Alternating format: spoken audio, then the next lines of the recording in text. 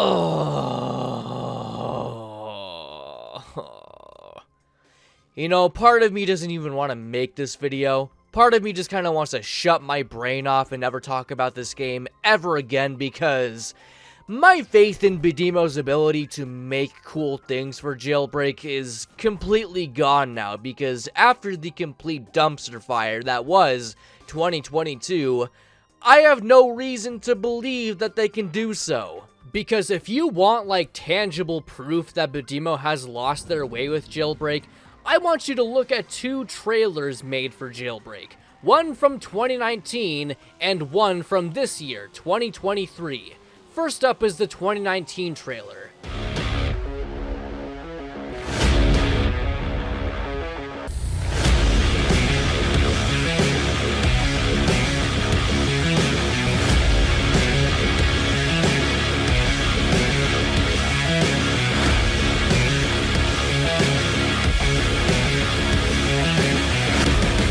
Now here's the 2023 trailer. Nope.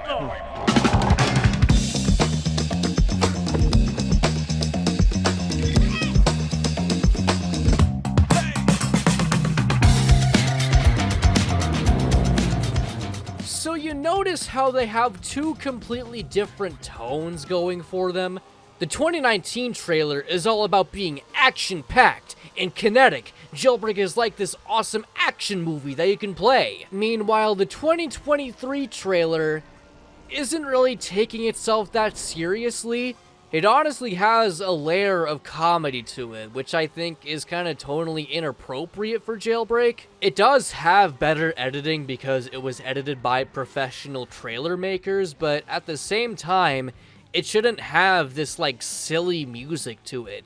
It shouldn't have these meme sound effects. This is not the Jailbreak I fell in love with. These two eras of Jailbreak are going for completely different identities. They're almost like two completely different games.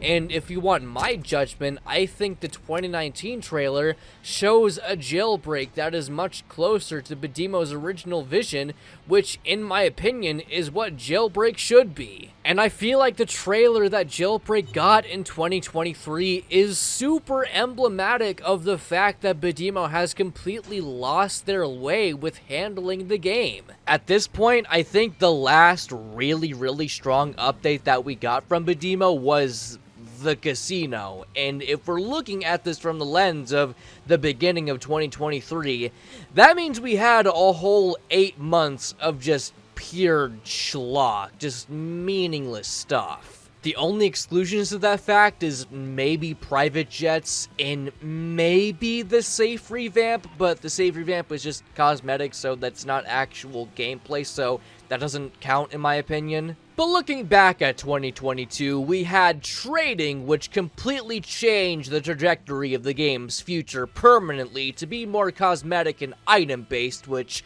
like I said, is not gameplay and is not good. And because of that, we had hyperchromes, which is just a pitiful attempt at a progression system. These suck. We had airdrop NPCs, which are just not fun to fight against, and they're extremely laggy, and they're just not good whatsoever. And the CEO boss fight to really cap off this shit Sunday, and it's just the worst. It's a really bad boss fight, and trust me when I say that. I have fought Ultron Sigma and the Ender Dragon and Supreme and Sonic Frontiers, and I've played Sonic Superstars, so I know what bad boss fights look like in video games, and it's worse than all of those. So in terms of general update quality, I think you can tell that we have officially hit rock bottom. This is the worst time to be a Jailbreak fan, in my opinion, and yes, I'm going to say that it is worse than OG Season 4, because at least with that update, it didn't really have anything that was offensive to the senses. You know, anything as bad as the CEO boss fight, so honestly, at this point, I'd rather take that than have this. And I don't think it's only me having that kind of sentiment, because I feel like at this point, the Jailbreak community was in shambles, because one, the updates are bad, and a lot of people do not look back on these updates that fondly. Like, a lot of people really don't like the CEO boss fight nowadays, with the exceptions of trading and safe revamps and things like that. But another thing I want to point out is that information got out by one of Jailbreak's former testers, Happy Hongo, that testing for the game's updates was not really a fun experience. Tons of tester feedback got completely ignored due to Badimo's insistence to get updates out on time for their schedule, which is just dumb, and the testing process itself was really short and kind of non-existent because the winter update for 2022 only had a total of 2 days of testing, which is something I actually got wrong in my 2022 video. I said before that it had 4 days of testing, which is already very short, but no, it was even worse than that. So when you got information like that circling about, and then you got people like Jailbroken popping up, and then you got a lot more people being very critical over Badimo's decisions, they need to be on danger watch because things are not looking good for them. If they make one more bad decision, it could be the end for them. And while I don't mean the literal end for them, like they could probably still be making 100 more seasons and be well off because of that, I mean the end of, like, the sanctity of the relationship Badimo has with the community, because that is very important. For years now, I would say that Badimo has had a relatively healthy relationship with the community, because community to developer interaction has been one of the standout traits of Badimo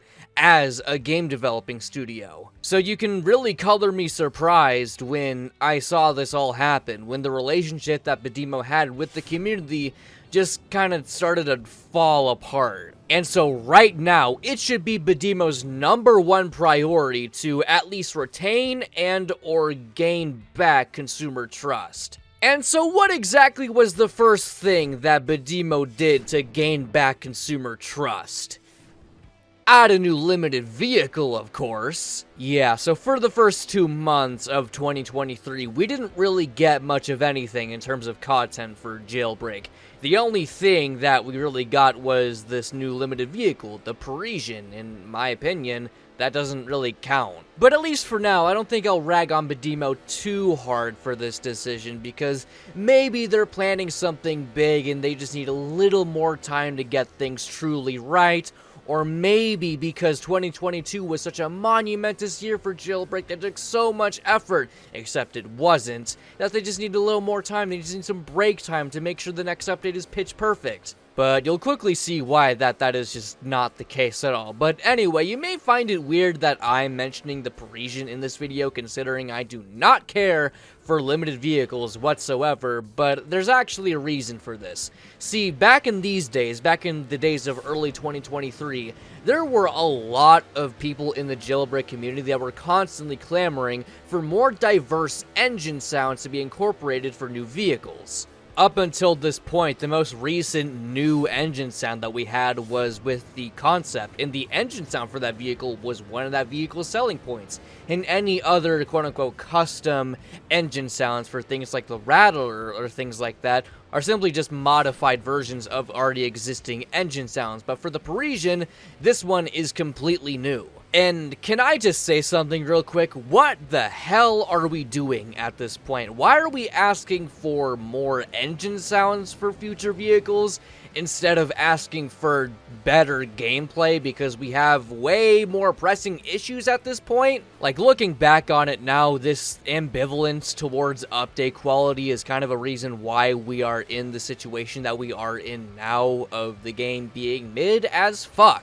I feel like if more people were to actually know what they're playing and know the quality of the updates they are given, and they say something about it, I feel like Badimo would do something about that, you know? But unfortunately, we do not have that luxury, because most of the Jailbreak player base wants more limited vehicles and stuff to trade with and just things like that. Very mundane, unimportant shit. And I could just be here all day complaining about those things, but let's move on, shall we? Let's move on to the first actual update of 2023. And it seemed like it was going to be a pretty exciting feature because Asimo was always talking about how it was going to be a big feature leading up to its announcement. And what was that feature? Crew battles. Say, when was the last time you did a crew battle? Please tell me. I would be surprised if anyone did one within like the last half a year. Because in the present day of 2025, I feel like not even a significant fraction of the Jailbreak player base even wants to engage with crew battles, and that's for a lot of reasons that I'll get to later. But first, of course, what exactly is the deal with these all here crew battles? Well, first, it's a complete revamp of the crew system that we had before. You know how in my 2021 video I discussed about how the crew system that we had was very weird and odd, and that crews are not perpetual across the entire game, and you needed to set up a crew every time you joined a new Jailbreak server?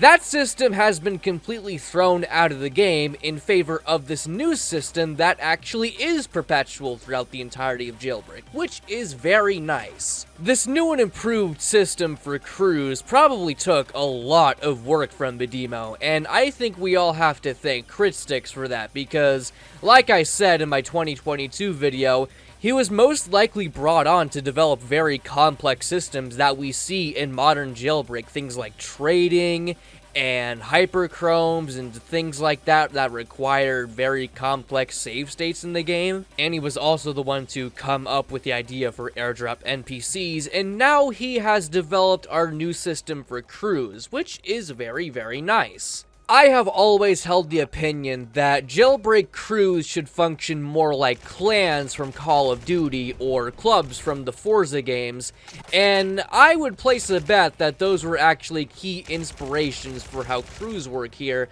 because Asimo has admitted many times that both him and badcc don't really have that much of a variety in their video game experience compared to CritSticks, in which that is one of his core values to Badimo. CritSticks has a lot more game experience compared to the rest of the Badimo team, so he knows how to take inspiration from other games, and that kind of comes in through here. But in execution, it still has some problems, for which I will get to after we discuss the actual meat of this update, which is crew battles. You, alongside two other crew members, can battle other crews in this separate game mode in Jailbreak, which essentially functions as a Jailbreak ranked mode. This has always been advertised as the true way to show off your Jailbreak skill. So how do these actually work? Well, upon entering a crew battle, each crew during the battle will be split up into two teams. One crew is on the criminal team and the other team is on the cop team. What the cops need to do is slow down the criminal team as they try to finish a checklist of 5 robberies as fast as possible. Cops can do things like killing or arresting to add time to the criminal's timer, and once the criminal team finishes at least 3 robberies from their checklist, the teams rotate and we're on to the second round. It's basically the same thing as before. The cops need to slow down the criminals, and the criminal team with the fastest time to complete at least 3 robberies from the checklist wins. And upon winning a ranked crew battle, that boosts up your rank on the crew battles leaderboard. So this is essentially the perfect place for people that really want to be competitive in Jailbreak to go and show off their skill. And on paper, this is actually a really strong idea, a round-based mode of Jailbreak that's competitive. This could actually be pretty interesting. However, it's to the surprise of no one that Badimo just decided to make these things bad for some reason. Because of course, with anything made by Badimo past the year of 2018, it has to have a myriad of issues. The first one being the launch, because the launch of crew battles was a complete fucking train wreck. Because I want you to look back at 2017 real quick, specifically the winter update of 2017. You remember how trains were released in beta for some reason? They did that again for crew battles. Why?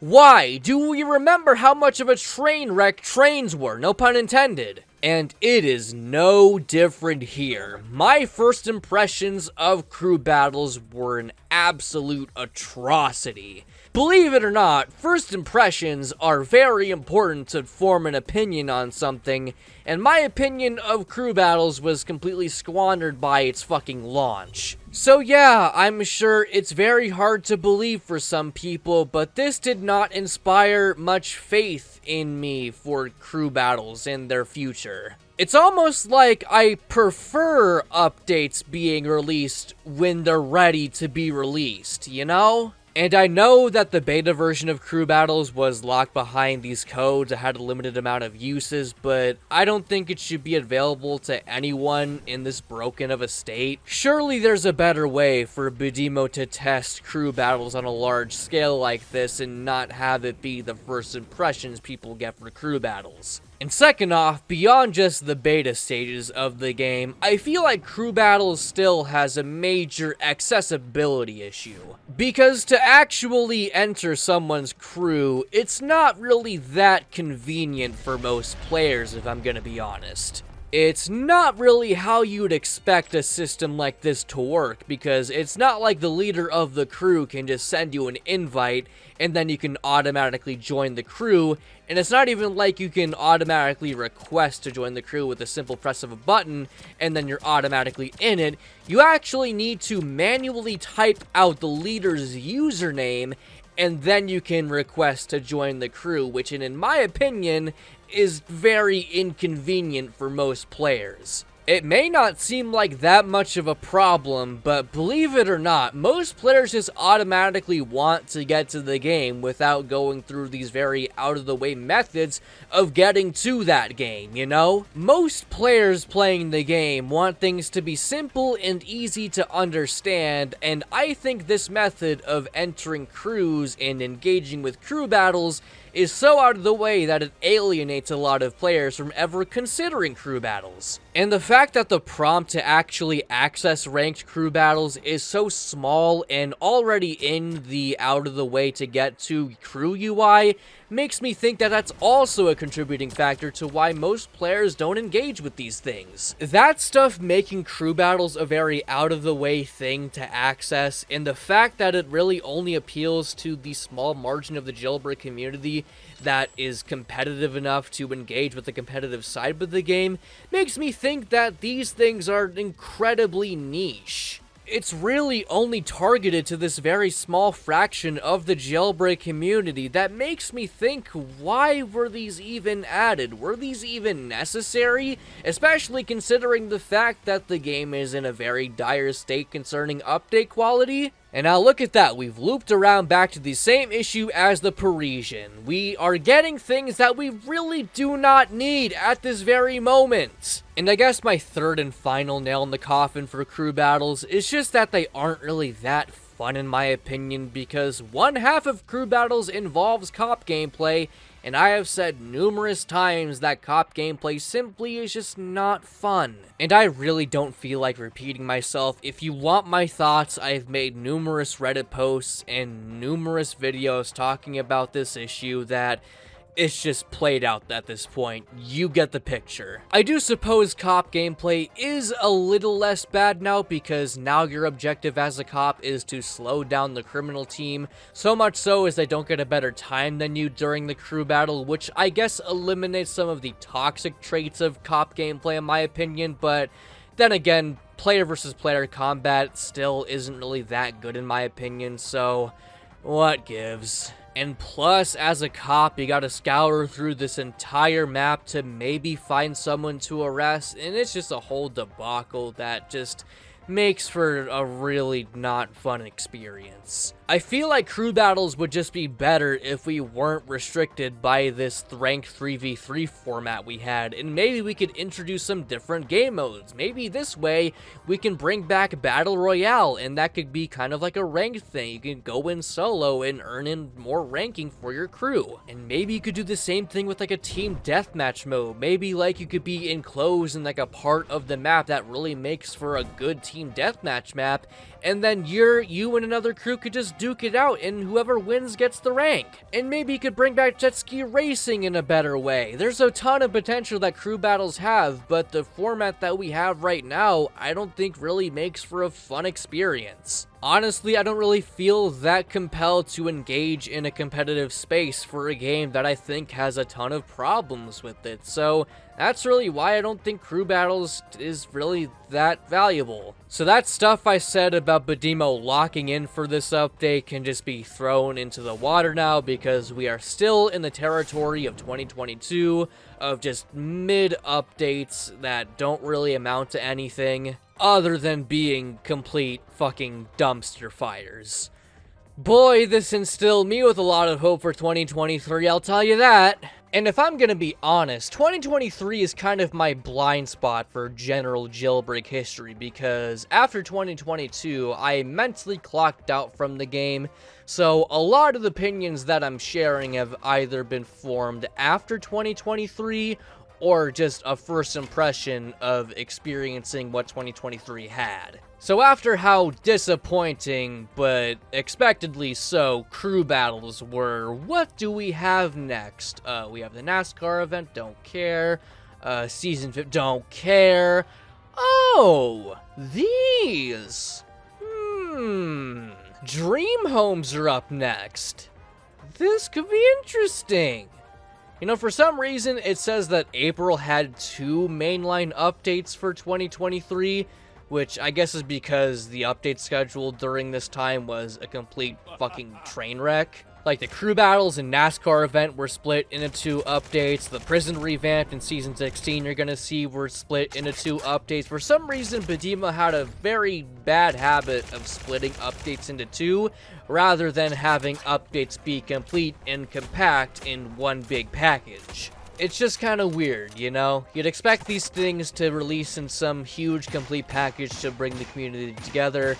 I don't know. What I do know is that the Dream Homes update was surprisingly alright. Like, honestly, I can't really think of anything that bad from this update. It was just a pretty solid revamp of the home system that we had. I can't believe what I'm seeing. I can't believe it when I say that they actually made a good update. For the first time in over a year, a good update. Oh my god. Oh my god. Badimo did it. Can you believe it? The release for this update was honestly like finding an oasis while you're stranded in the middle of the Sahara. Like, can you believe it?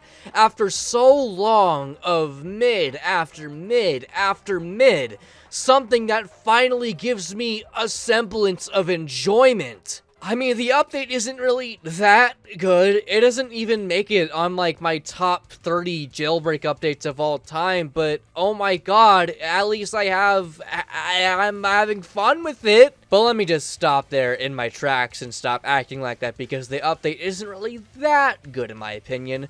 What do Dream Homes actually offer for us? Well, like I said before, this is essentially a soft revamp of the home system that we had. We have completely eliminated all of the homes that already exist in Jailbreak in favor of 5 new ones. And these actually have a semblance of progression to them, because naturally you're going to start out with the smaller, cheaper homes like the Desert Hideout, the Beach House, and the Modern Townhouse, to the penthouses, which are some of the most expensive things in the game, just behind the concept. So let's go over each and every one of these, starting off with the Desert Hideout. Priced at $45,000, this is essentially kind of what you pay for. It's very small and dirty and dinky, and honestly there's not much mileage you can get from this. With its size, if you have like a lot of furniture in your inventory, I don't think you're gonna be able to use a lot of it, if I'm gonna be honest. And it's also right next to the military base that is now in the Cactus Valley area, so if you're a criminal, this is not really a home you should go for, like, at all. I mean, if you are a criminal, the best use you can get from this is, like, cooking meth, because personally, I call this the meth lab, because like, fucking look at it. It's placed in the middle of the desert, and it also kind of looks like Tuco's house from Breaking Bad. This is literally the Breaking Bad house. I don't know if that was like an inspiration on Badimo's part, but if it was, that's honestly pretty cool. And so next up, we got the modern townhome, priced at 175,000 jailbreak dollars. It is basically the desert hideout, but it is much bigger, it's in a much better spot, and it's a lot nicer. And even though it is on a very active spot on the map, which makes it very susceptible to police raids, it does give you a lot of room for active combat, which is pretty nice. On that note, we should move on to the penthouses, one in Rising City and now a new one in Crater City. Finally, it's about time that Crater City had its own penthouse. Both of them have the most space out of any home in the game, but I just gotta say, the Rising City penthouse is literally just a worse version of the Crater City penthouse, because the Rising City penthouse is in one of the most active spots on the map, possibly the most active spot on the map besides the prison, because there's like a total of 2.5 robberies there. I guess the museum counts, so there's, I guess, 3 robberies there, so it's always going to be very active. And because the penthouse is one of the landmark spots in Rising City, you are going to be swarmed with cops. Through my experience with the Rising City penthouse, it has been the one that has had the most cops at my door. It's the worst, easily. Honestly, I'm not even sure what's worse, the Rising City penthouse or the desert hideout. If you know which one is worse, be sure to let me know. Especially considering the Crater City penthouse, because 1, it's in fucking Crater City. Who goes here? And 2, it's got a balcony, which 1 offers for a nice exit, and 2, it's stylish. And speaking of being stylish, customizing these homes is honestly some of the most fun I've had in Jailbreak in so long. Which honestly is a tiny bit weird, because home customization is such a non-Jailbreak thing that it's a bit ironic that this is the thing that gives me the most enjoyment for the game in so long now. I mean, vehicle customization has always been a standout feature for this game because, honestly, Jailbreak has always had one of the best garage systems in any Roblox game ever, so I think they're pretty accustomed to making customization features. They're very good at that. But you are probably wondering, Metal Sentry, you failed to mention the beach house. What's up with that? Well, that's for a very good reason, because, in my opinion, this is the best home in the game, no question about it. For you to understand why that is, I just want to show you this absurd-ass contraption I've made in the beach home. Just observe and you'll get it.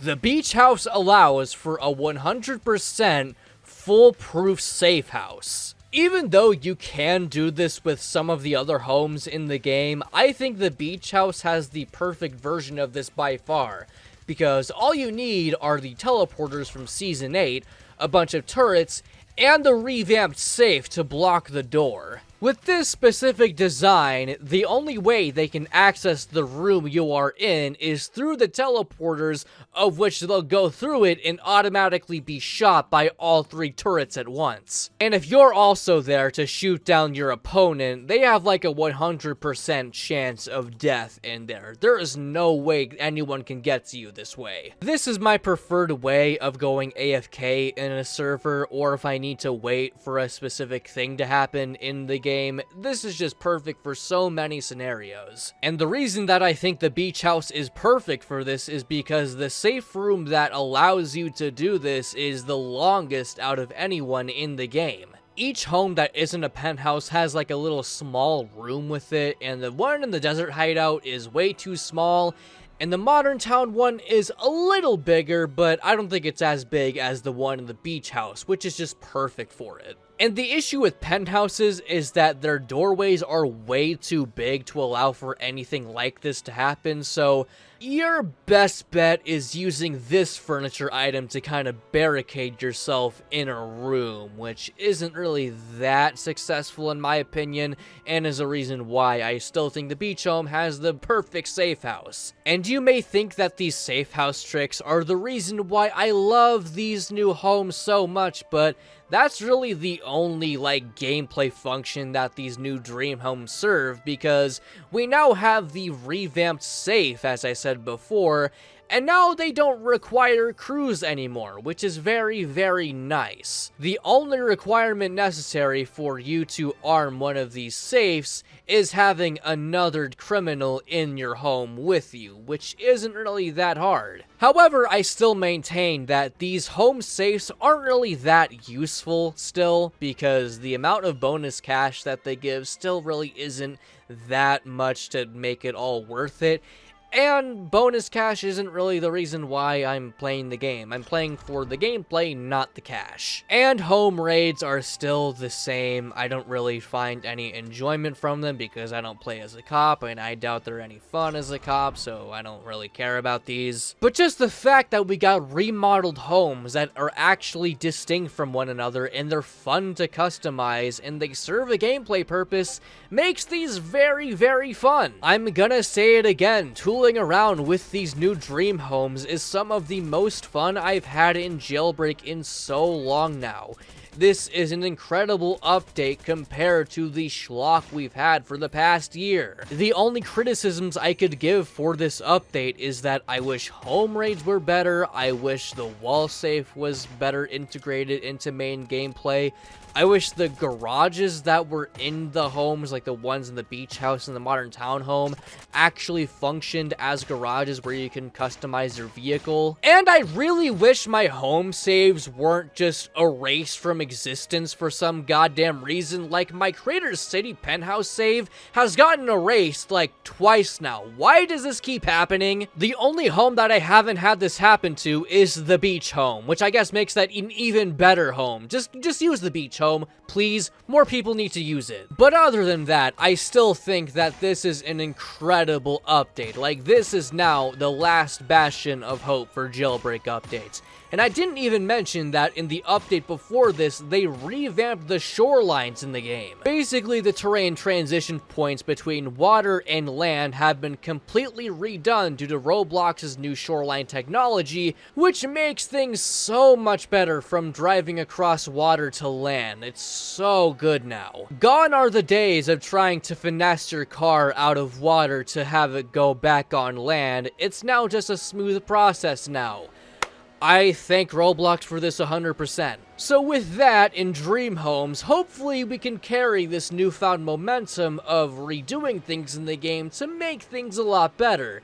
And thankfully for us, the next update is actually another revamp, and that is the Prison Revamp. Gee, now that I'm thinking about it, I can't really remember the last time the prison was actually fully revamped. Maybe in the Balance update where it got that cool new garage, or maybe the 2019 prison revamp, but now the prison is getting a full makeover. Which before this update, we got kind of like a mini teaser update to get us hyped for the revamp, which involved the prison HQ getting decimated. Thank God, I hate that thing with a passion.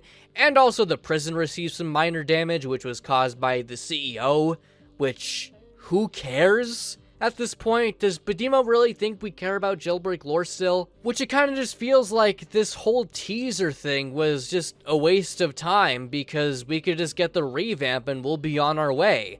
There was no reason to inject lore into this because no one fucking likes the lore.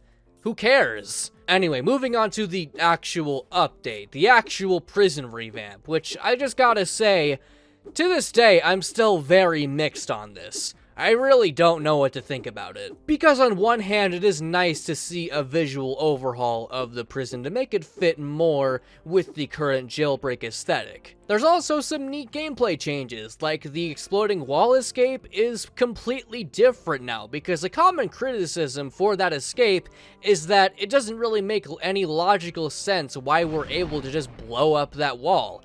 Now we actually need to give a donut to this inmate named Rusty to have a chance at him giving us a C4 to blow up that wall. And Rusty can give you a bunch of other stuff, like he can give you grenades, even a key card, a pistol. In general, I think Rusty can be a very useful tool for you to escape the prison. Like, if there's a cop blocking another way for you to escape, you can just use Rusty to maybe devise your own plan to escape a different way. You can get extremely creative in this new prison. If you somehow get a C4 and pistol combo, you can use that to eliminate a police officer to get their keycard and escape more easily. There were also changes made to the returning visitors building, in which there is now a vent that you can crawl through and get into the police building more easily, where you can maybe get your hands on some weapons and defeat a police officer that way. And there's even some changes made to the electrical box escape, because for the longest time it has stayed completely stagnant until now. There's some new neat platforming in it now, but you can actually take a detour here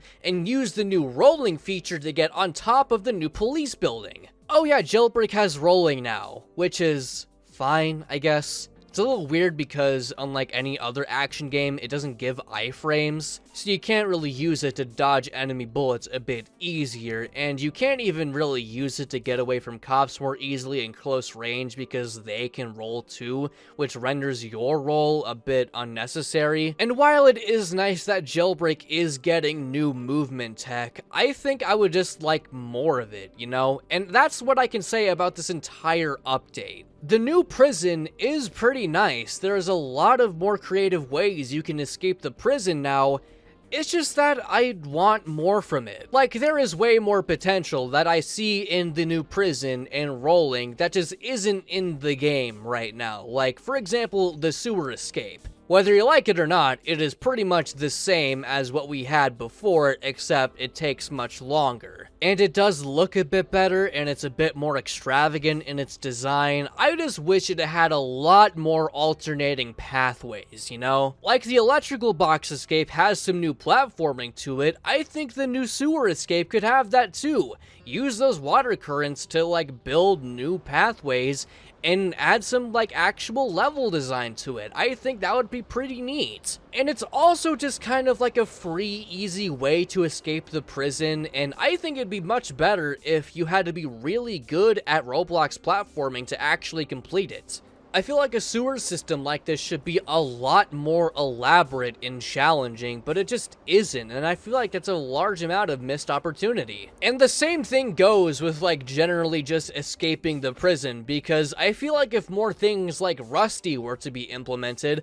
I think we would be looking at a much better prison system. And also, there's this other game that focuses on escaping a prison called The Escapists. I'm sure you've heard of that. Maybe some inspiration from that would be pretty nice. I don't know. I just feel like if they are going to revamp the prison like this, I feel like the game needs to live up to its name. You know, Jailbreak. Escaping the prison is a huge part of this game. You might as well go all out and make the prison the best it could possibly be and not make lame excuses not to. And also, in the prison's design, we're also kind of regressing back to the days of 2017, which, like, why?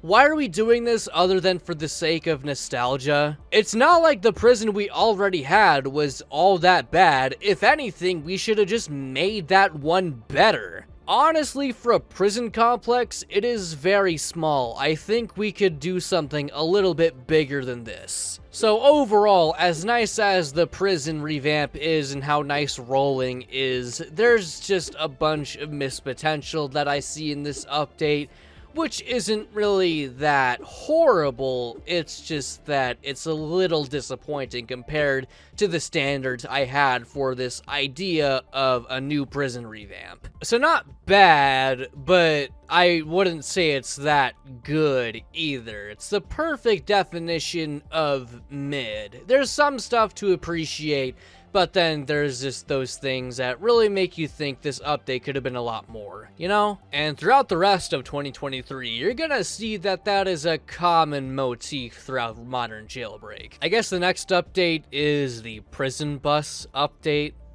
but not really, because it only added the prison bus, and I guess some other things.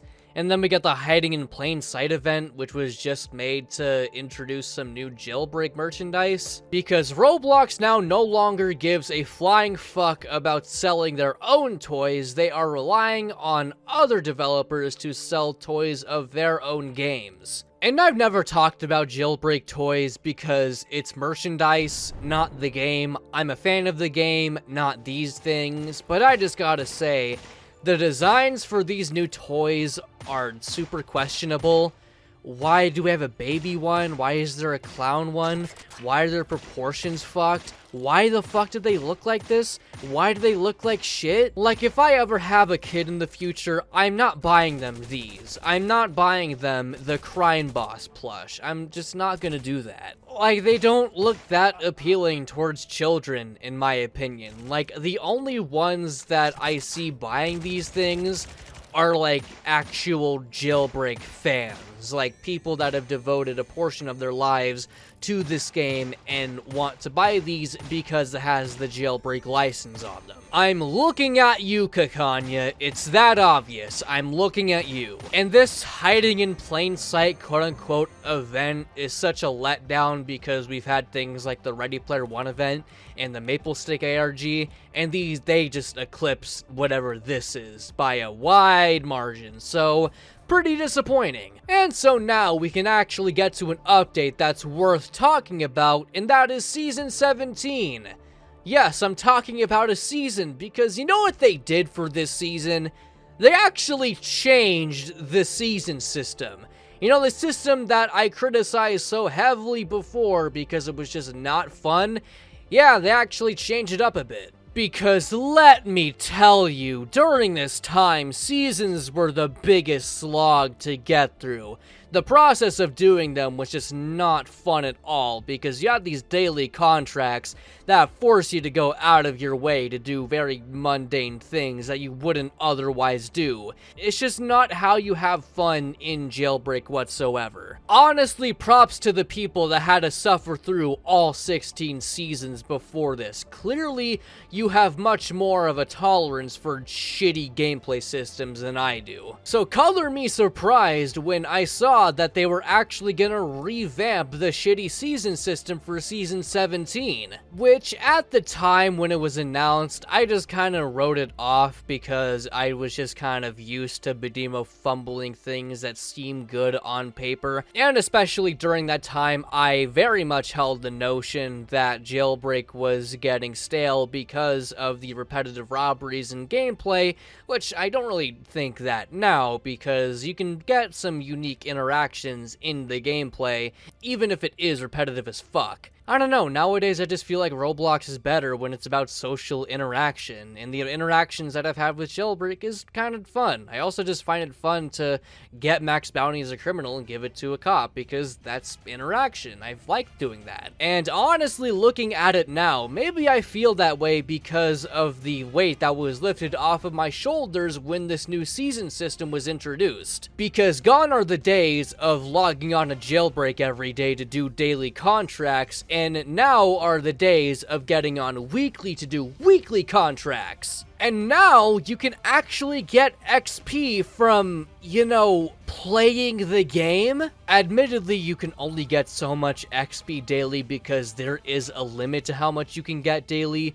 And the XP from weekly contracts are not affected by the limit. They kind of exist outside of the limit. But oh my god, I can't believe it when I say that they fixed it.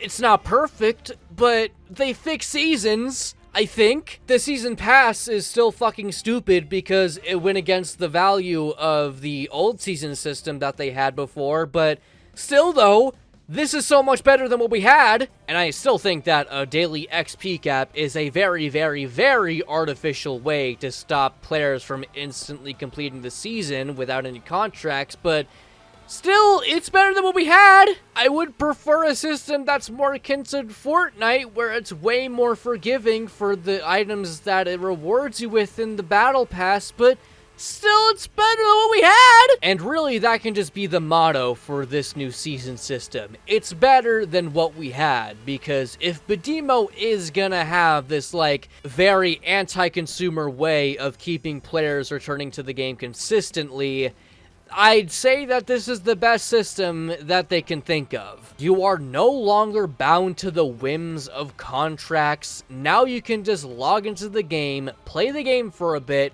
log out, keep on doing that for how many times you want, and then you have a pretty good chance at completing the season. It is so much more lenient than what we had before. Like, it's crazy how much better this is. Now, while this is, like, the best season system that has ever graced this godforsaken game, I would like to see more rewards be thrown into the season.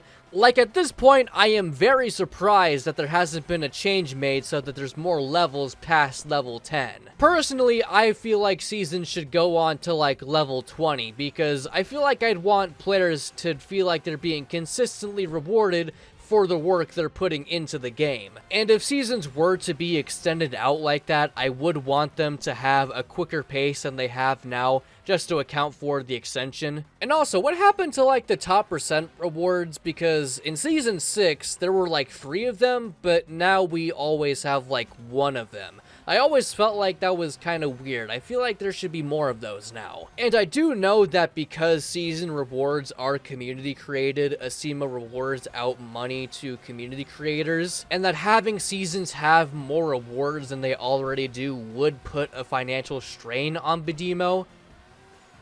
Oh.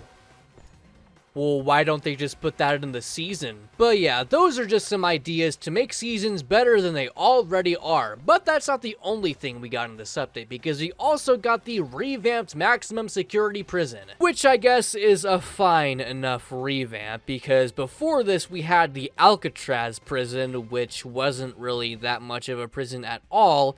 It basically just put you on this island that was super easy to escape from, so it wasn't really a prison at all. But now, the maximum security prison is simply an extension of the normal prison, which I think is an improvement. It actually keeps maximum security prisoners in a prison where there's cops. But also, I'm not sure if I'm agreeing with how it's designed, because it's supposed to punish players that were arrested with a really high bounty, so it doesn't really make sense that it kind of rewards you for being arrested with a high bounty when you're rewarded with a donut and a pistol at spawn. A donut of which you can give to Rusty to potentially get an even better item like a keycard. Super strange design decision that I would rather not have in the game, but it's whatever, you know? So looking back at the updates we've covered so far, we've had crew battles, which is easily the worst update we've had so far. It didn't really add anything other than a mundane, shitty side mode for the game, which is just not what the game needs right now. We had dream homes, which were surprisingly alright. We had the prison revamp, which is just okay in my opinion, and the revamp of the season system, which is surprisingly really good. Would I say that this year has the update quality of like 2018 or 2020? Hell no. Absolutely not. Where those updates added well thought out features and updates to the game, this year has been all about improving stuff that was pretty bad before. And honestly, looking back at 2023, now this was not a half bad year, especially comparing it to the shit show that was 2022. Holy hell, this is an improvement. The real question is, can they continue this momentum? Fuck no, of course, we have to have robbery groups! Oh, Badimo, of course when you were doing so good, you just had to ruin it for everybody. Because what the hell am I looking at? So yeah, robbery groups. These are weird. So yeah, as the name suggests, robberies are no longer independent from each other. The way they open and close is no longer independent of themselves. Now every robbery in the game is split between groups of 3. And according to Badimo, this was to address the problem of server interaction, because before, with the many options that you had as a criminal, it would be awful for you to play as a cop because every criminal is scattered throughout the map. And it kinda causes the cop team to be stretched thin all the time. So their solution to this problem is controlling which robberies open together, which has a few problems. First, this really breaks the immersion of the game being an open world game, because this system makes the game feel way more arcadey than it should be. Jailbreak has always had a degree of freedom with what you could do in the game world, and that has always been a standout point of why most people like Jailbreak. And this idea of robbery groups kind of takes a shit on that idea. Now the game is manually directing players where they should go to engage with the gameplay, and that rubs me the wrong way, to be honest. The game should incentivize and encourage freedom, and now the game feels a lot more round-based rather than open world, which goes against the original idea of Jailbreak, in my opinion. The freedom criminals have may be a bad thing for cops, but maybe that's another indicator that cop gameplay might have a few more problems that make it even more fucking worthless. Making criminal gameplay worse to allow for cop gameplay to be a little bit better is just wrong. Why the fuck are we doing this? Just make cop gameplay better in a way that doesn't interfere with criminal gameplay, and what makes that great. And second off, another objective that they had with introducing robbery groups was to make the game feel more like its original self, where there wasn't many robberies in the game yet, and they weren't scattered around this giant map that we have now, so cops are more condensed together with criminals. But the thing about that is that there's 2 robbery groups that takes a shit on that objective, because you got the robbery group with the cargo train, the cargo ship, and the tomb, where that covers pretty much the entire map, so cops are yet again stretched thin across the entire map, and the same thing goes with the passenger train, cargo plane, and power plant robbery group. The only robbery groups where this idea actually works is the Rising City and Crater City robbery group, because at least with those robberies, they're in a spot on the map that's kind of condensed. I would also like to mention that another idea they had with robbery groups was that it would allow them to expand future robberies without the game feeling like a single player experience. One, no, because as the game stands now in 2025, every robbery group has 3 robberies associated with each other. So how exactly are you going to put another robbery into one of these groups without interrupting the flow that you already established with these robbery groups? And if you're going to put them outside of the robbery groups, which is what they did with the mansion, the donut shop, and the gas station, maybe please make them better than those robberies, because those robberies are relegated to being outside of the groups because they fucking suck. And second off, why are we avoiding being like a single player experience? What's so wrong with single player games? Why should Jailbreak not feel like a single player game? I've said this in other videos, but teamwork isn't really Jailbreak's strong suit, because I mainly play solo, and I feel like a lot of other people play solo, and honestly, playing with other people can sometimes be a hindrance to you, which is what I'll get to when I talk about the oil rig. Because of these things, it really makes me think, what's so wrong about Jailbreak feeling more single player? I know that it's a multiplayer game, and that player interaction is kind of a big part of it, but honestly, a lot of the player interaction that's in the game right now is fucking shit and needs to be rethought, like a lot. And if you want another hot take from me, I think Jailbreak should just have its own single-player campaign mode, because the game mechanics and ideas that the game has right now is simply ripe for a single-player campaign mode. I'll get to that in a big video talking about my pitch for a Jailbreak single-player story mode, but that's neither here nor there right now. Also, hyperchromes. Doesn't this entire robbery group system go against the hyperchrome system that we have? Because, let's just say a hypothetical, for example, the bank. You have a high pity percentage for the next hyperchrome level for the bank. And because of that, you need the Rising City Robbery Group to open up for you. But at certain points, it can take so goddamn long for a specific robbery group that you need to open up. So now the process of leveling up your hyperchromes is now even worse because of these robbery groups, which is kind of impressive because I did not think you could make hyperchromes even worse. So far, it's not really looking that good for these old robbery groups, but I guess some cool things I could say is that, like, it's kind of fun to try to get every robbery in a specific robbery group. Like, it's really hard to get all of the robberies in the passenger train, cargo plane, and power plant robbery group. And so, by chance, if I do actually get all of the robberies in that robbery group, it does leave me with some degree of satisfaction, which I guess I can appreciate, but these things still fucking suck. And speaking of things that suck, the Crater Bank, which I guess counts as a new robbery, but not really. Yeah, so instead of giving Crater City an actual brand new robbery that's actually cool to make Crater City worth a damn, they just decide to give it a duplicate of the bank for some reason. Yay, isn't that just grand? I guess I can say that it's just a better version of the Rising City Bank because it doesn't have the shitty underwater vault because that one just sucks, so there's some brownie points for Crater Bank. And the reason why it doesn't have the underwater bank vault is because now the bank vault floors have been split between the two banks now. The Rising City Bank still has the underwater vault, as I said before, along with upper management, corridor, and the classic remastered vault. And Crater Bank has the blue floor, deductions, the basement vault, and the presidential vault.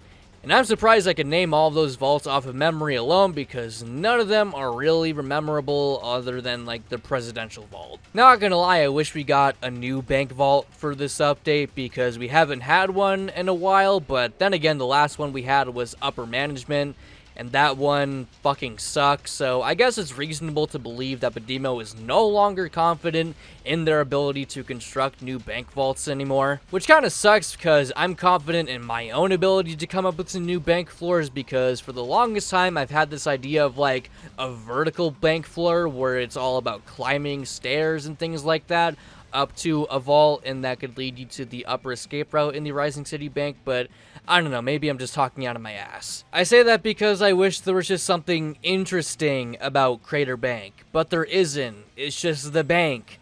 Again.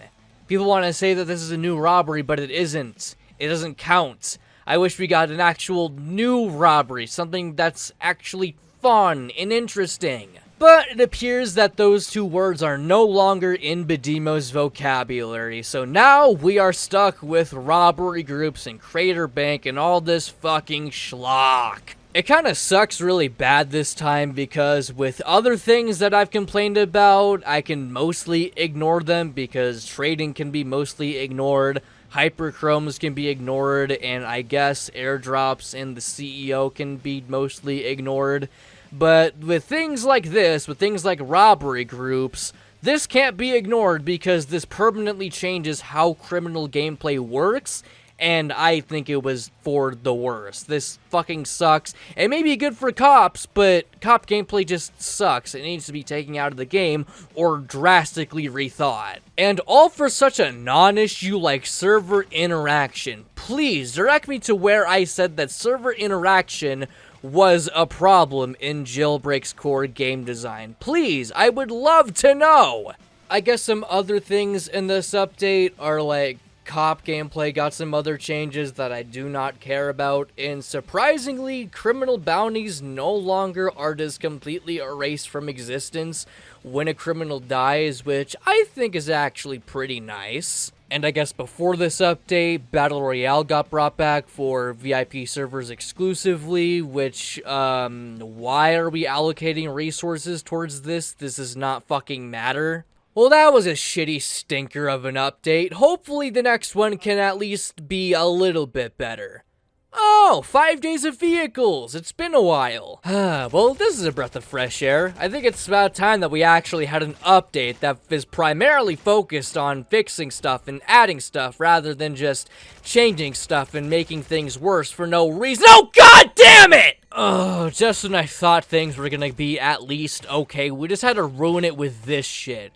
So, say hello to the Falcon S, aka the revamp of the bike chassis, which is supposed to be advertised as the better version of bikes, but no, we made them worse. But first, let me go over the actual vehicles that we got in this update. First off, the revamp of the stunt plane. Better late than never, I suppose, because the jet got revamped over a year ago when this update came out, so I just assumed the stunt plane would get the same treatment, especially considering that the stunt plane has always been such a joke of a vehicle. It has always been slower than even the base Camaro, and it was always priced at $200,000, so there was always just no reason for you to purchase the stunt plane other than the fact that it can fly. But now the stunt plane actually lives up to its price because I believe that it's faster than it was before, and it also has turrets now, which is pretty cool. I don't really use the stunt plane much, if at all, but I've heard from word of mouth that it is pretty cool and useful, so pretty good revamp. So next up, come on over and have some fun with Crazy Taxi, which is what the Loviette is. This is the Crazy Taxi vehicle. I mean, look at it. That's Crazy Taxi, is it not? It's one of the new vehicles that they've been putting in safes because I guess they're doing that now. They're revamping safes and putting new vehicles in them, so I guess that's fine. I don't really care, but I guess this vehicle is kind of cool because you can have it like do like a hydraulics lowrider thing and have it scrape on the ground, which I guess is kind of cool. Up next, we got the successor, which I guess right now is one of the best obtainable supercars in the game, which I guess is kind of cool, but if I'm gonna be real, this is like the last meta-breaking supercar that I want added to Jailbreak ever. I feel like Jailbreak has always had a habit of adding new supercars that change the meta drastically, and then another supercar comes in to change the meta again, and then the cycle repeats over and over again, and I want this shit to stop. I really don't want it to be like every year or every few months where there's a brand new supercar that's like the best for its price, and it just gets kind of tiring. Can we let, like, the vehicle stat hierarchy just stay, and can we leave it alone, let it be, and not change? Because changing it over and over again gets kind of tiring after a while, and I presume that it's very confusing for people that are just now trying to understand these things, and for those reasons is why I really don't like the idea of stat changes to vehicles and buffs and nerfs that vehicles get nowadays. It's really annoying to see. The successor is a cool vehicle, but I don't want more of it, you know? And for some reason, people keep asking for that. Next up, we got another vehicle remodel, this time of the Eclair, which I think looks fine. I know that it did get yet another revamp because a ton of people were not satisfied with how the revamp initially looked, which I can see why people would not like this new model, but I don't see why people would be outraged by it that much, to be honest. And this is yet another instance of the community having very warped and wrong priorities for how the game should be handled. I think at this point, it's about time that Badimo just completely stops listening to their community and just do what they want to do, because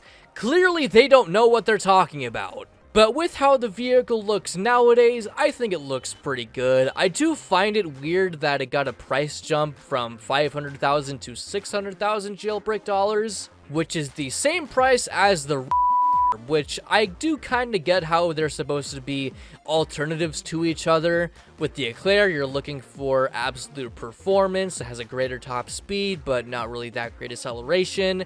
And the has better acceleration, but a lower top speed. And then finally, up next, we have the grand announcement for this update, which was the revamp of bikes, especially with the Falcon S.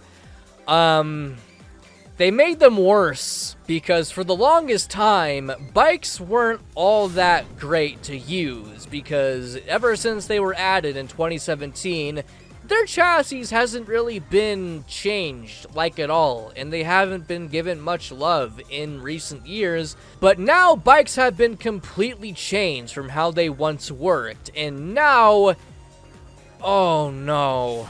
So just for some perspective, I have always held the opinion that a large amount of Jailbreak's appeal comes from how easy to learn and easy to use vehicles are, especially cars. And it's for that reason that I didn't really find jets all that great to use in my opinion, because compared to how cars worked, they were much more complex and less accessible to most players. Driving cars in boats is very easy to learn, it's easy to use, it's reliable, it's smooth, and it just works, you know?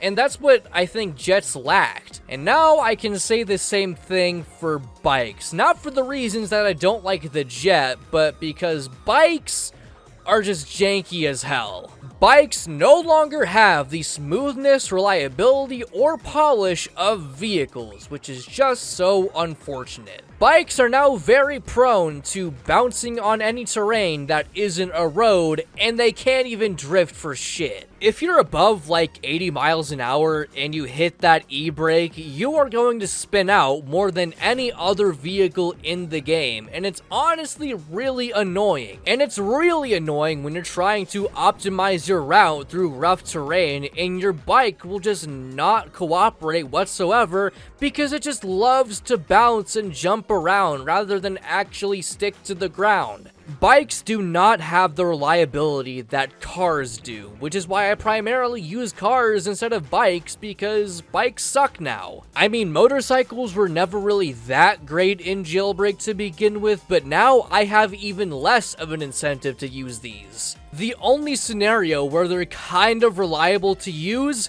is when you're driving straight on a road, which you can already smoothly do that on a car.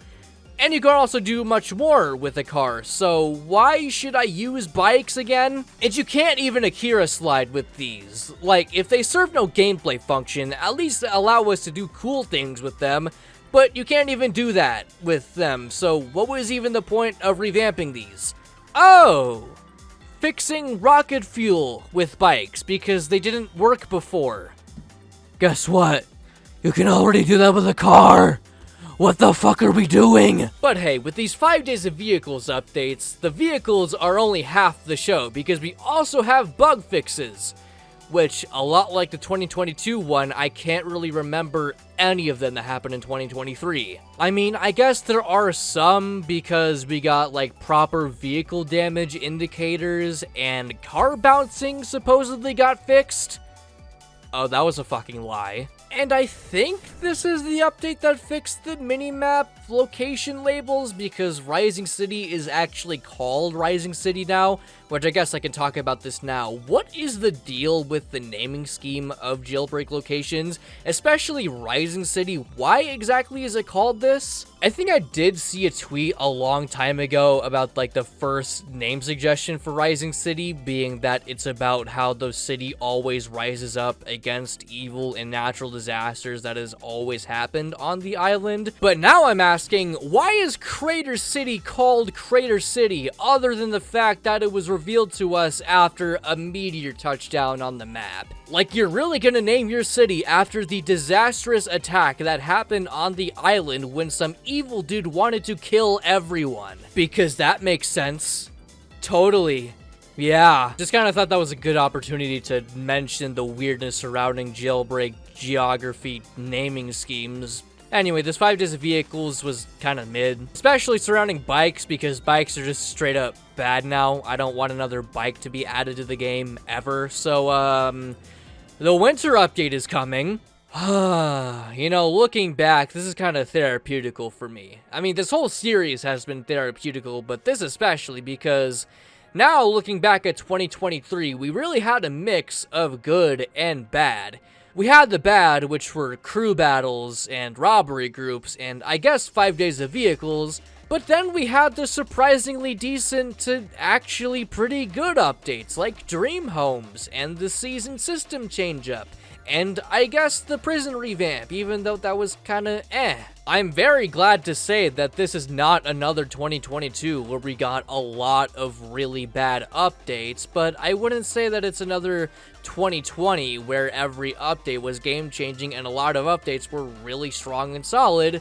This is another 2019 where we got the good and the bad to make a pretty meh mid-year. I would say that 2019 has a lot more significance just because it added a lot more stuff that we see in the game to this day, but 2023 does have some stuff that makes it stand out on its own. But considering the next update we're looking at is a winter update, it honestly has me pretty scared because the last winter update kind of spoiled that whole year of Jailbreak in my opinion. It was so atrocious and god-awful and abominable that it's like the worst update that Jailbreak has ever had. So can they really stick the landing here? Because in the 2023 winter update of Roblox Jailbreak, we would be unveiled to the oil rig. Finally, my complaining about the Crater Bank not being an actual new robbery paid off. Now we actually have a brand new robbery.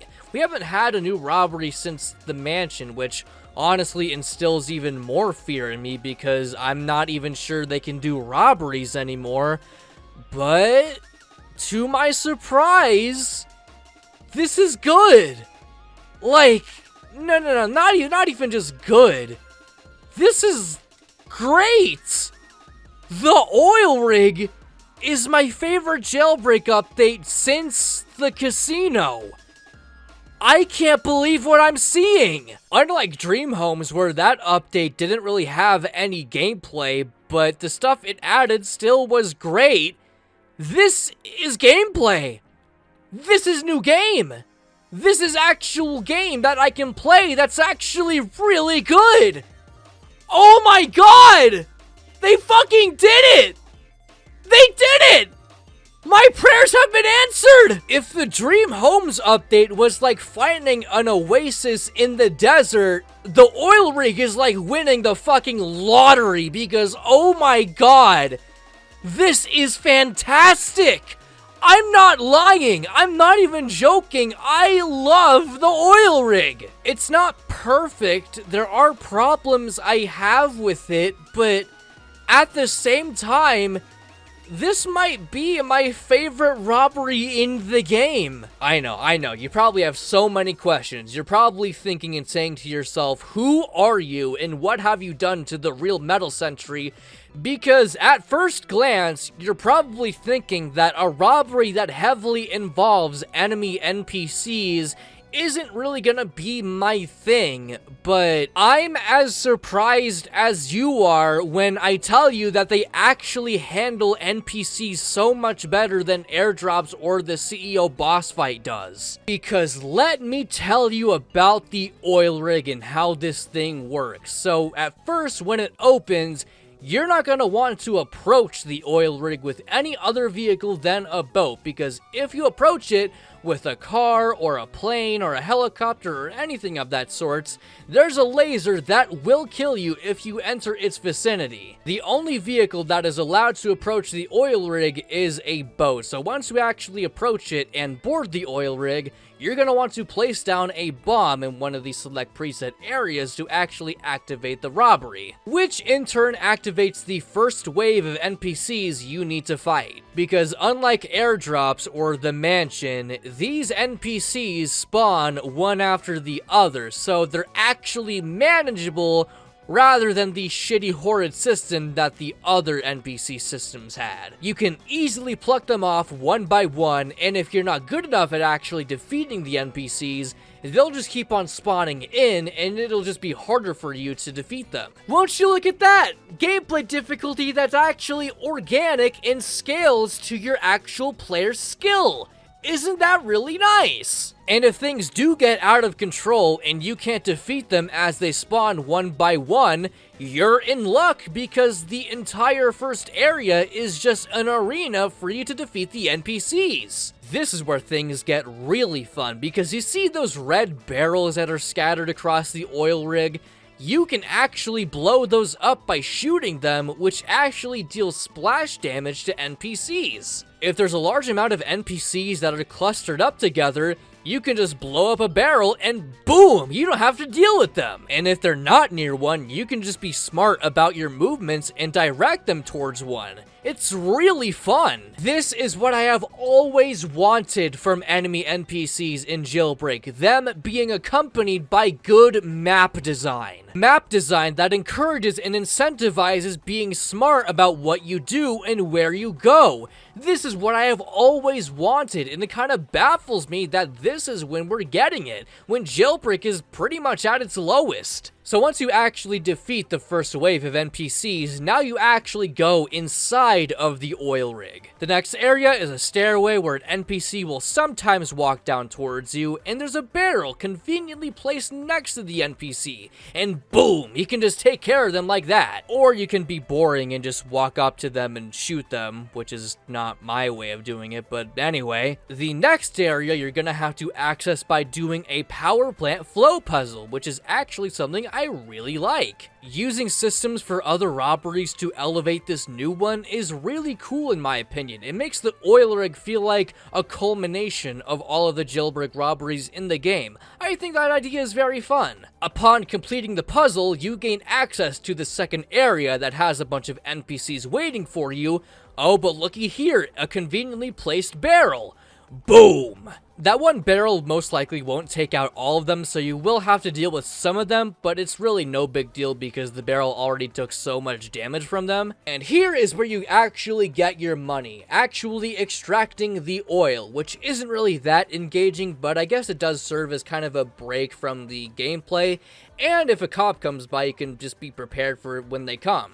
And if you have a key card on your hands, you can actually access this little break room area, which has an extra little oil fountain that you can get. And if you're robbing the oil rig solo, that's pretty much all that you can get. But if you're robbing with another person, you can actually access this totally other area. Upon pulling these levers at the same time, which is also a pretty neat reference to the museum I just noticed, you can access a room that has 2 NPCs that you can easily take down, that has no barrels, but you don't really need them for this. And then that brings you to the actual oil extraction room, where you can collect up to 3 fountains of oil, which is pretty nice. This room does have a little obstacle course area, and the lasers that this room has are very deadly. They can take off a lot of your health. Do not go near them. And this room also houses a key card, so if before you didn't have access to the break room area, you can actually access that with this key card you can get right here. And that is all of the oil that you can extract from the oil rig. Now you're going to be wondering how the hell you're going to get out of here. Because you know how before I said that you needed to place down a bomb to actually activate the robbery? Those bombs have timers on them, and once they hit 0, it's game over, and everyone aboard the oil rig will die. And so naturally, after getting as much money as you can, you're gonna want to get off the oil rig ASAP, and luckily for you, there are many escape routes that you can choose from. 2 of them are self-explanatory, one being just jumping off the oil rig and getting into the newly introduced speed yacht, or going through this one door that leads you to a new jet ski spawn. But there actually is a 3rd escape that you can take in the oil rig, and that is in the final area of the oil rig.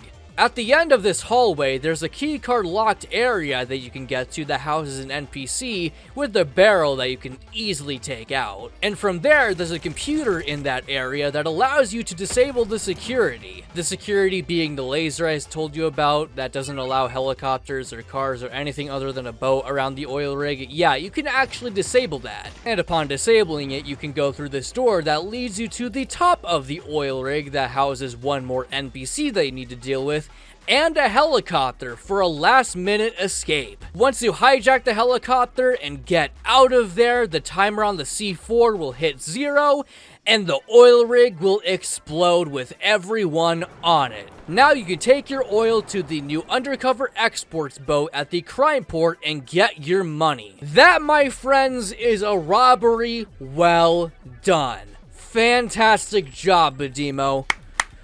I did not think you had it in you anymore, but I am glad to be proven wrong. Though, in a way, I was kind of proven right with this robbery, because it proved that enemy NPCs can be good for Jailbreak if they're handled correctly. Fighting the NPCs in the oil rig is actually manageable and it's fun. I really enjoy robbing the oil rig even the 1000th time. I don't care what anyone says.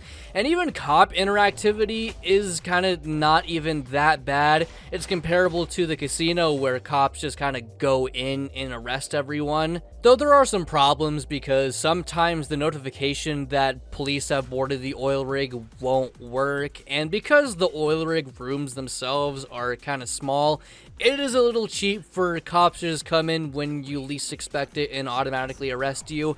But I don't really think it's that much of an issue for me, considering I rarely see cops go into the oil rig. Plus, the central extraction area is big enough so where you can see cops coming and fight back against them, so that is pretty nice, I think. Another thing I like about the oil rig is that, unlike the mansion where that punishes you for not coming with a team if you're not prepared enough, this one is actually pretty organic in that it doesn't allow you to get a certain amount of money if you don't have another player with you. The oil rig isn't punishing you for not working as a team, unlike the airdrops and the CEO. This one just doesn't allow you to get as much money as you would prefer. And of course, I would be a little bit bummed out that I wouldn't get to experience the full oil rig journey. I'm just appreciative that the game isn't fucking punishing me for not playing as a team, because with the mansion, that's just stupid. Now, while for the entire duration of going over this update, I have been sucking the oil rig's dick off, I do have some problems with the oil rig.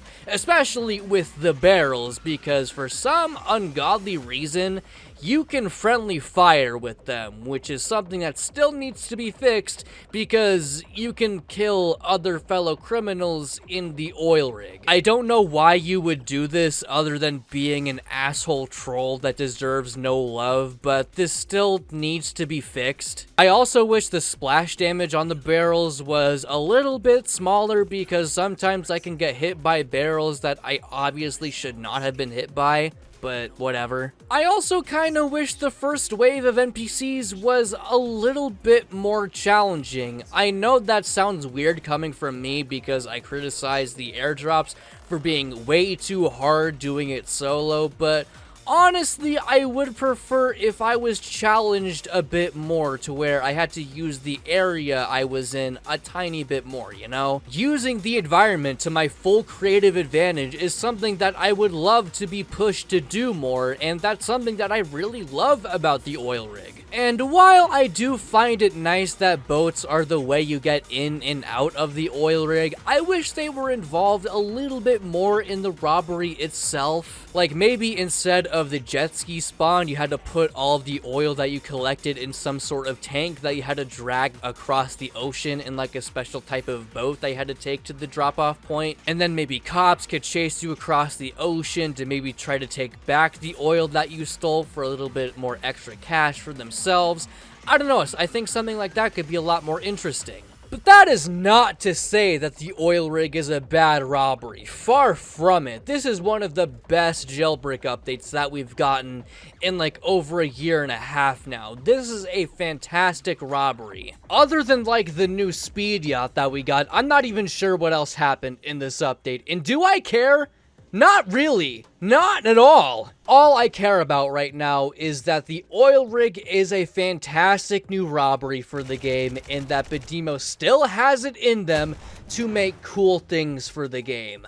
I am deeply thankful for this, and my faith in Badimo has partially been restored. After 2022, I was really scared that Badimo's output was just gonna be straight up bad from here on out, but now we have went from straight up bad to inconsistent. There's still work to be done, but it's an improvement. But I just gotta say, the 2023 winter update has been the best update we've had since the 2022 live event. And it's kind of unfortunate that we haven't had an update this good since the 2023 winter update, but y'all will understand soon enough why that is. But yeah, that's pretty much it for 2023. We've had crew battles, the second NASCAR event, dream homes, the prison revamp, the revamp of the shitty season system, robbery groups, and the 5 days of vehicles update,